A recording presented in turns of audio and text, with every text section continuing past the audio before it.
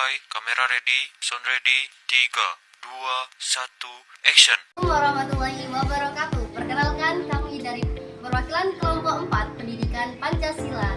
Sebelum pembuatan video, kami ingin memperkenalkan diri. Yang pertama, saya Salwa Naila N dengan NPM 2512600038. Saya Farid Hasania Ainaya dengan nomor NPM 2512600015. Saya Muhammad Atabul Ilmi, NPM 25126665. Di sini kami akan membuatkan sebuah video yang berbentuk podcast dengan judul Reaktualisasi Pancasila di Tengah Tantangan Zaman.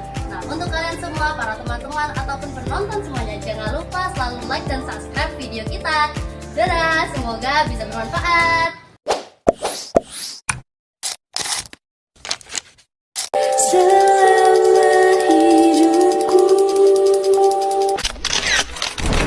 The Pancasila. Pancasila itu Pancasila berujuk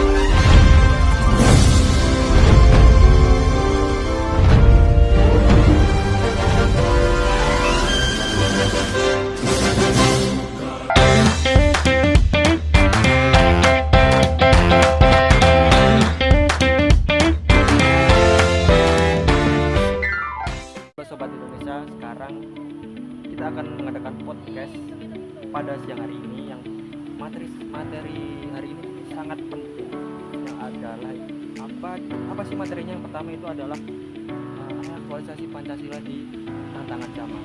Hari ini saya nggak sendiri nih, saya ditemani rekan saya yang berasal dari Universitas Arif Lampung. Dia seorang mahasiswa aktif yang bernama Farid Hasania Ainaya dan Salwa Naila. Halo Naya. Halo Sato, senang banget nih pada kesempatan hari ini ya kita bisa ngobrol-ngobrol, sharing-sharing bersama di dalam podcast pagi yang cerah ini. Kita tadi akan membahas tentang reaktualisasi Pancasila di tengah tantangan zaman ya. Pasti seru banget nih ya materinya untuk hari ini. Seru. Nanti sama-sama seneng ya. Oke, kita langsung aja ya, tanpa banyak ngomong, kita langsung dari pertanyaan. Pertanyaan adalah yang pertama, menurut kamu apa sih sebenarnya makna? Kalau menurut saya ya, reaktualisasi Pancasila itu adalah menghidupkan kembali nilai-nilai Pancasila supaya tetap relevan di masa sekarang ini ya.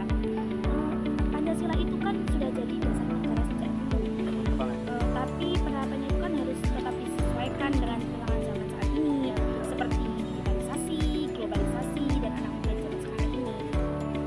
Itu banget sih, soalnya sekarang banyak generasi muda yang tahu Pancasila tapi tidak tahu maknanya mungkin ya. Nah, menurut kamu Mbak Nayan, apa sih tantangan terbesar generasi muda seperti kita nih untuk menerapkan Pancasila di sehari-hari kita? Oke baik, kalau menurut aku tuh ya, kayaknya tuh tantangan utamanya itu tuh, kalau menurut aku tuh ya, ada dua yang paling penting itu ada Apa dua. aja tuh? Yang pertama tuh ya tentang kayak pengaruh media sosial nih. Kenapa sih media sosial itu sangat berpengaruh ya? Karena kita kan sekarang semuanya tuh serba gadget kan. Nah, di dalam gadget itu sering banget nih kita lihat tuh banyak komentar-komentar kan. Sering kita nggak kenal tapi sering kita mengomentari isu-isu yang kita tuh benar-benar di situ nggak paham. Nah, ya di situ terjadinya perpecahan pendapat.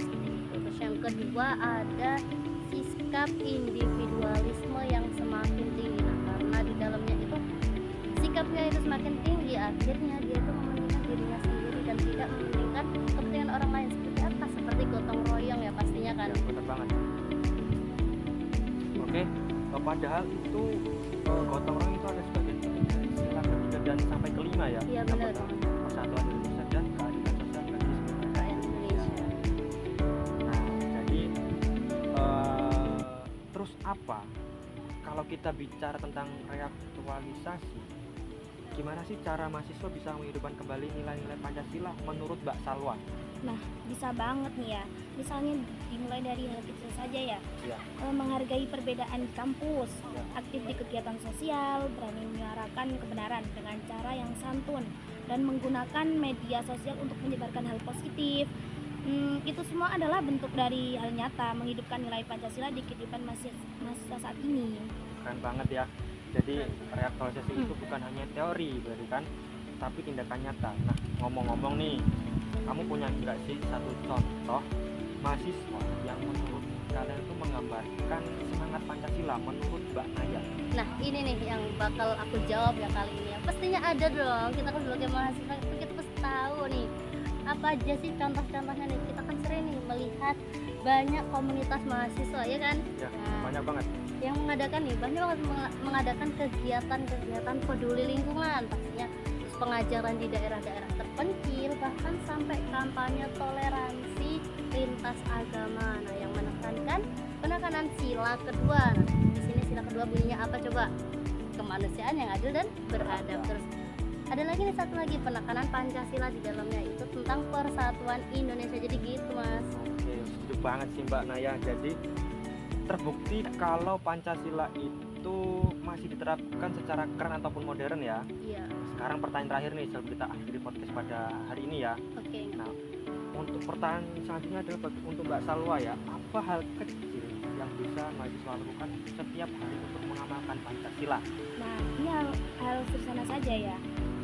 Misalnya, jujur dalam ujian, menghargai pendapat teman, dan nggak menyebarkan berita bohong di media sosial seperti itu loh.